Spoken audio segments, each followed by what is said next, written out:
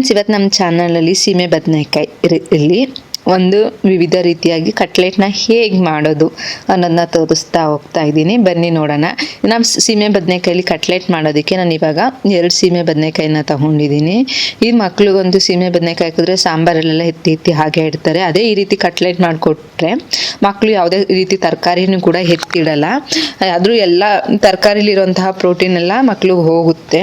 ಅದಕ್ಕೋಸ್ಕರ ನಾನು ಈ ರೀತಿ ರೆಸಿಪಿನ ಮಾಡಿ ತೋರಿಸ್ತಾ ಇದ್ದೀನಿ. ಮಕ್ಕಳು ಲಂಚ್ ಬಾಕ್ಸ್ಗೂ ಕೂಡ ನಾವು ಹಾಕಿ ಕಳಿಸ್ಬೋದು. ಇವಾಗ ನಾನು ಬೇಕಾಗಿರುವಂಥದ್ದು 2 ಸ್ಪೂನು ಕಡಲೆ ಹಸಿಟ್ಟು, 1 ಕ್ಯಾರೆಟು, ಬೀನಿಸು, ಅದು ಕಟ್ಲೆಟ್ ಔಟ್ಲೆಟ್ ಮಾಡೋದಕ್ಕೆ ಅಂತ ಒಂದು ಸಣ್ಣ ರವೆ, ಜೀರಿಗೆ, ಬೇಯಿಸಿ ಇಟ್ಟಿರುವಂತಹ ಆಲೂಗೆಡ್ಡೆ, ಅಕ್ಕಿ ಹಸಿಟ್ಟು 4 ಸ್ಪೂನು, ಸೀಮೆ ಬದನೆಕಾಯಿ ಸಿಪ್ಪೆನ ನಾನು ಹೊರದು ತುರಿದು ಇಟ್ಕೊಂಡಿದ್ದೀನಿ, ಮತ್ತು ಕಾರ್ನ್ಫ್ಲೋರ್ ಹಿಟ್ಟು 1 ಸ್ಪೂನಷ್ಟು, ರೆಡ್ ಚಿಲ್ಲಿ, ಹಾಗೆ ಮ್ಯಾಗಿ ಮಸಾಲ, ಧನಿಯಾ ಪುಡಿ ಮತ್ತು ಗರಂ ಮಸಾಲ. ಇದಿಷ್ಟು ಕೂಡ ನಮಗೆ ಸೀಮೆ ಬದನೆಕಾಯಿ ಕಟ್ಲೆಟ್ ಮಾಡೋಕ್ಕೆ ಬೇಕಾಗಿರುವಂತಹ ಇಂಗ್ರೀಡಿಯೆಂಟ್ಸು. ಫಸ್ಟು ನಾನೀಗ ಒಂದು ಬೌಲ್ನ ತಗೊಂಡು ತುರಿದಿರೋಂತಹ ಕ್ಯಾರೆಟ್ನ ಹಾಕೋತಾ ಇದ್ದೀನಿ. ನೆಕ್ಸ್ಟು ತುರಿದಿರುವಂತಹ ಸಣ್ಣದಾಗಿ ಕಟ್ ಮಾಡಿರೋಂತಹ ಬೀನಿಸು. ಪ್ಲಸ್ ನಿಮ್ಗೆ ಇದಕ್ಕೆ ಯಾವ್ದು ತರಕಾರಿ ಕೂಡ ಬೇಕಾದರೂ ಆ್ಯಡ್ ಮಾಡ್ಕೋಬೋದು, ಬೇಕಾದರೆ ಕ್ಯಾಬೇಜು ಎಲ್ಲನೂ. ನಾನು ಮತ್ತೆ ಆಲೂಗೆಡ್ಡೆ ಬೇಯಿಸಿ ಮಿಕ್ಸ್ ಮಾಡಿ ಇಟ್ಕೊಂಡಿರೋಂತಹ ಆಲೂಗೆಡ್ಡೆನ ತಗೊಂಡಿದ್ದೀನಿ. ನಿಮಗೆ ತರಕಾರಿ ಯಾವುದೇ ಆ್ಯಡ್ ಮಾಡ್ಕೋಬೋದು, ಅಂದರೆ ಕ್ಯಾರೆಟು, ಬೀನಿಸು ಮತ್ತು ಸುಮಾರು ಇದೇ ರೀತಿ ತರಕಾರಿಗಳನ್ನ ನಾವು ಆ್ಯಡ್ ಮಾಡ್ತಾ ಹೋಗ್ಬೋದು. ನಾನು ಈಗ ಸೀಮೆ ಬದನೆಕಾಯಿನ ನೋಡಿ, ಸೀಮೆ ಬದನೆಕಾಯಲ್ಲಿ ನೀರಿನ ಅಂಶ ಅಂತೂ ಹರಲಾಗಿದೆ. ಈ ಸೀಮೆ ಬದನೆಕಾಯಲ್ಲಿ ನೀರಿನ ಅಂಶ ಎಷ್ಟು % ಇರುತ್ತೆ ಅಂದರೆ ತುಂಬ 93% ಅಷ್ಟು ನೀರಿನ ಅಂಶ ಇರಲ್ವಾಗಿರುತ್ತೆ. ಅದಕ್ಕೋಸ್ಕರ ಸೀಮೆ ಬದನೆಕಾಯಿ ನೀರಿನ ಅಂಶನ ನೀಟಾಗಿ ಹಿಂಡಿ ನಾನು ಕಟ್ಲೆಟ್ ಮಾಡೋದಕ್ಕೆ ಯೂಸ್ ಮಾಡ್ತಾ ಇದ್ದೀನಿ. ನಾನು ಹಾಗೆ ಸೀಮೆ ಬದನೆಕಾಯಲ್ಲಿ ಎಷ್ಟು ಪ್ರೋಟೀನ್ ಇದೆ, ಕ್ಯಾಲೋರಿ ಇದೆ, ನಾರಿನ ಅಂಶ ಎಷ್ಟಿದೆ ಅಂತ ಹೇಳ್ತಾ ಹೋಗ್ತೀನಿ. ನೀರಿನ ಅಂಶ ಬಂದು 93% ಇದೆ. ದೇಹವನ್ನು ಇದು ತಂಪು ಮಾಡೋಕ್ಕೆ ತುಂಬಾ ಹೆಲ್ಪ್ ಮಾಡುತ್ತೆ. ಕ್ಯಾಲರಿ ಬಂದು 19ರಿಂದ 20 ಕ್ಯಾಲರಿ ಇದೆ. ತೂಕ ಇಳಿಸೋರ್ಗಂತೂ ಇದು ತುಂಬಾ ಯೂಸ್ ಆಗಿರುವಂತಹ ವೆಜಿಟೇಬಲ್ಸ್, ತರಕಾರಿ. ಹಾಗೆ ನಾರಿನಂಶ ಬಂದು 1.7 ಗ್ರಾಮ್ ಇದೆ. ಜೀರ್ಣಕ್ರಿಯೆಗಂತೂ ಅತ್ಯುತ್ತಮ. ವಿಟಮಿನ್ಗಳು ಬಂದು ವಿಟಮಿನ್ ಸಿ ಇದೆ, ಪೊಲೆಟ್ ಇದೆ, ವಿಟಮಿನ್ B9 ಕೂಡ ಇದೆ, ಹಾಗೆ ಮತ್ತು ಪೊಟ್ಯಾಸಿಯಂ ಇದರಲ್ಲಿ ಅಂಶ ಇದೆ ಸೀಮೆ ಬದನೆಕಾಯಲ್ಲಿ. ಇದನ್ನು ತಿನ್ನೋದ್ರಿಂದ ನಮ್ಮ ಆರೋಗ್ಯಕ್ಕೂ ತುಂಬಾ ಒಳ್ಳೆಯದಿದೆ. ಆದರೆ ಮಕ್ಕಳು ಹಾಗೆ ತಿನ್ನಲ್ಲ ಅಂತ ನಾನು ಈ ರೀತಿ ಕಟ್ಲೆಟ್ ಮಾಡಿ ಕೊಟ್ಟರೆ ಆ ರೂಪದಲ್ಲಾದರೂ ಮಕ್ಕಳಿಗೆ ಹೋಗುತ್ತೆ ಅಂತ ನಾನು ಈ ರೀತಿ ಕಟ್ಲೆಟ್ ರೆಸಿಪಿ ಮಾಡಿದ್ದೀನಿ. ನೀವು ಕೂಡ ನಿಮ್ಮ ಮಕ್ಕಳಿಗೆ ಈ ರೀತಿ ಕಟ್ಲೆಟ್ ಮಾಡಿ, ನಾವು ದೊಡ್ಡವರು ಕೂಡ ತಿನ್ಬೋದು. ಕಟ್ಲೆಟ್ ರೆಸಿಪಿ ಒಂದ್ಸಲ ಟ್ರೈ ಮಾಡಿ, ಪ್ಲೀಸ್ ಕಮೆಂಟ್ ಮುಖಾಂತರ ತಿಳಿಸಿ ಹೇಗಿತ್ತು ಅಂತ. ನೋಡಿ, 1-2 ಇದರಿಂದ ನಿಜವಾಗ್ಲೂ ಒಂದು 10ರಿಂದ 15 ಸ್ಪೂನ್ ಅಷ್ಟು ನೀರಿನಂಶ ಬಂದಿದೆ.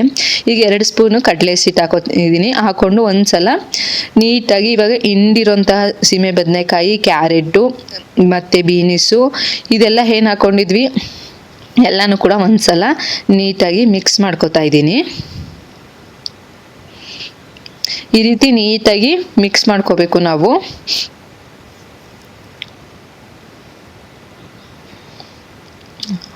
ನೀಟಾಗಿ ಮಿಕ್ಸ್ ಆದಮೇಲೆ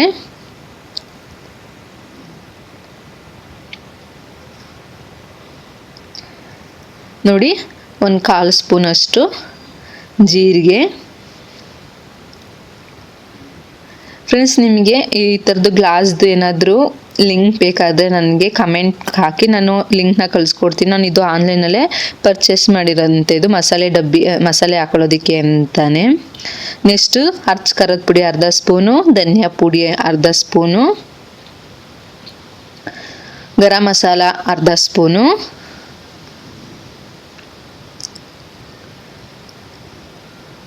ಹಾಗೆ ಮ್ಯಾಗಿ ಮಸಾಲ 1/2 ಸ್ಪೂನು,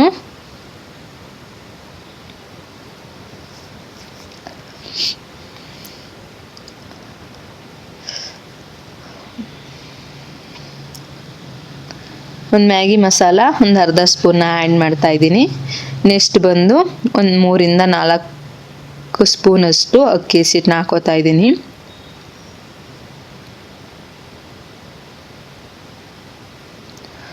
ನಿಮಗೆ ಜಾಸ್ತಿ ಕ್ವಾಂಟಿಟಿಲಿ ಮಾಡ್ಕೋತೀನಿ ಅಂದರೂ ಮಾಡ್ಕೋಬೋದು. ನಾನು ಜಸ್ಟ್ 2 ಸೀಮೆ ಬದನೆಕಾಯಲ್ಲಿ ಅಷ್ಟೇ ಕ್ವಾಂಟಿಟಿಲಿ ಮಾಡಿರೋದು. ನೆಕ್ಸ್ಟು 1 ಸ್ಪೂನಷ್ಟು ಕಾರ್ನ್ಫ್ಲೋರ್ ಹಿಟ್ಟು, 1 ಸ್ಪೂನ್ ಸಾಕಾಗಲ್ಲ, ಏಕೆಂದರೆ ಕಾರ್ನ್ಫ್ಲೋರ್ ಹಿಟ್ಟು ಹಾಕೋದ್ರಿಂದ ನಾವು ಏನೇನು ವೆಜಿಟೇಬಲ್ಸ್ ಹಾಕಿರ್ತೀವಿ ಅದೆಲ್ಲ ಔಟ್ಲೆಟ್ ನೀಟಾಗಿ ಬರುತ್ತೆ ಅನ್ನೋದು ಉದ್ದೇಶಕ್ಕೋಸ್ಕರ ಅಷ್ಟೇ ನಾವು ಕಾರ್ನ್ಫ್ಲೋರ್ ಹಿಟ್ಟನ್ನ ಆ್ಯಡ್ ಮಾಡೋದು. ನಾನು ಒಂದು 2-3 ಸ್ಪೂನಷ್ಟು ಕಾರ್ನ್ಫ್ಲೋರ್ ಹಿಟ್ಟು ಹಾಕಿ ರುಚಿಗೆ ತಕ್ಕಷ್ಟು ಉಪ್ಪು ಹಾಗೆ ಕೊತ್ತಂಬರಿ ಸೊಪ್ಪನ್ನ ಹಾಕಿ ನೀಟಾಗಿ ಈ ರೀತಿ ನೋಡಿ. ಬೇಕಾದರೆ ನಾನು 1 ಡ್ರಾಪ್ಸ್ ಕೂಡ ನೀರು ಹಾಕಬೇಡಿ, ನೀರು ಹಾಕಿದ್ರೆ ಫುಲ್ ತೆಳ್ಳೆ ಆಗೋಗುತ್ತೆ.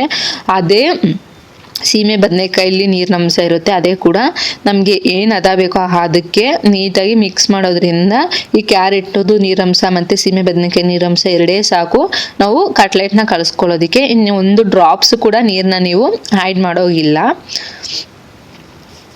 ಇದನ್ನ ಚಪಾತಿ ಹಿಟ್ಟನ್ನ ಅದಕ್ಕೆ ಅದೇ ಕಲಿಸ್ಕೋಬೇಕು. ನೀರನ್ನ ಆ್ಯಡ್ ಮಾಡದೆ ನೀಟಾಗಿ ಎಲ್ಲನೂ ಮಿಕ್ಸ್ ಮಾಡ್ಕೊಂಡು ಆದಮೇಲೆ ನಿಮಗೆ ಯಾವ ಆಕಾರ ಬೇಕು ಆ ಆಕಾರಕ್ಕೆ ಅದನ್ನ ಉಂಡೆ ಕಟ್ಕೋಬೋದು.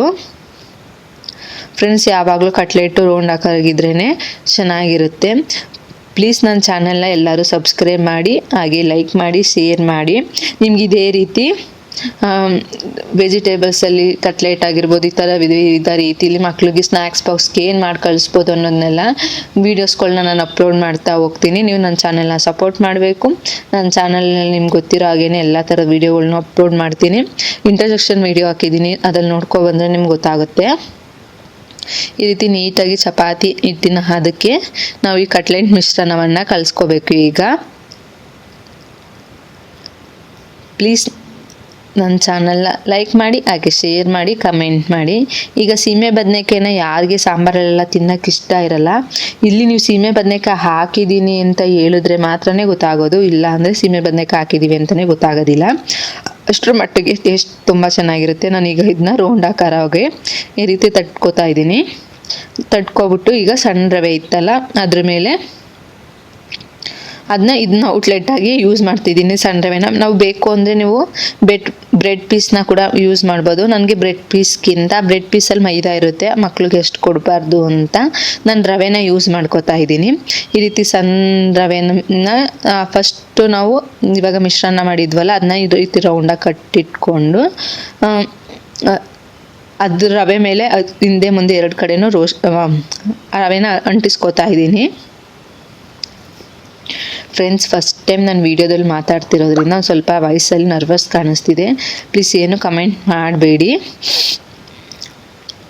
ಒಂದ್ಸಲ ಈ ಕಟ್ಲೆಟ್ನ ರೆಸಿಪಿನ ಟ್ರೈ ಮಾಡಿಬಿಟ್ಟು ಹೇಗಿತ್ತು ಅಂತ ಹೇಳಿ.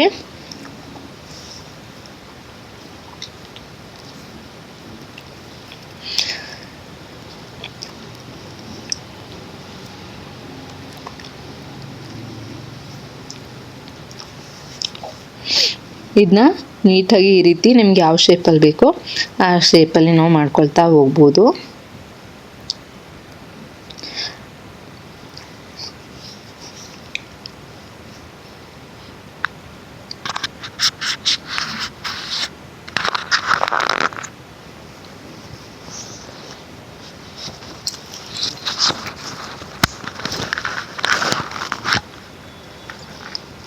ಈಗ ನಾನು ಉಂಡೆನೇ ಕಟ್ತಾ ಇದ್ದಂಗೆ ಒಂದು ಪಾನ್ನ ಬಿಸಿಗೆ ಇಟ್ಟಿದೆ. ಅದೇ ಪಾನ್ಗೆ ಒಂದು 2-3 ಸ್ಪೂನಷ್ಟು ಆಯಿಲ್ನ ಹಾಕ್ತಾ ಇದ್ದೀನಿ. ಏನಕ್ಕೆ ಅಂದರೆ ಕಟ್ಲೆಟ್ ಬೇಯೋದಕ್ಕೆ ಅಂತ. ಈಗ ನಾವು ಪಾನ್ ಬಿಸಿ ಆದಮೇಲೆ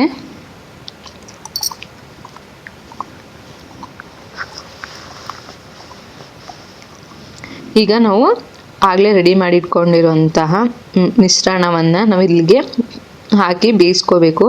ಅದು ಮೀಡಿಯಮ್ ಉರಿಲೇ ಇರಬೇಕು, ತುಂಬ ಜೋರು ಉರಿನೂ ಬೇಡ, ಏಕೆಂದರೆ ಅದು ಒಳಗಡೆ ಬೆಂದಿರಲ್ಲ, ಮೇಲ್ಗಡೆ ಮಾತ್ರ ಬೆಂದಿರುತ್ತೆ. ಮೀಡಿಯಮ್ ಉರಿಲೇ ಬೇಯಿಸ್ಕೊಳ್ಳೋದ್ರಿಂದ ಒಳಗಡೆನೂ ಕೂಡ ನಮಗೆ ನೀಟಾಗಿ ಬೆಂದಿರುತ್ತೆ ಅನ್ನೋ ಉದ್ದೇಶ ಅಷ್ಟೇ. ಮೀಡಿಯಮ್ ಉರಿಯಲ್ಲೇ ನಾವು ಹಿಂದೆ ಬೇಯಿಸ್ಕೊತಾ ಹೋಗಬೇಕು. ಫ್ರೆಂಡ್ಸ್, ಇದಾದಮೇಲೆ ಲಾಸ್ಟಲ್ಲಿ ಹೇಗೆ ಬರುತ್ತೆ ಅಂತ ಹೇಳ್ತಾ ಹೋಗ್ತೀನಿ. ಈಗ ನಾನು ಮ್ಯೂಸಿಕ್ನ ಇಲ್ಲಿ ನೆನಪನ್ನ ಮಾಡ್ತೀನಿ.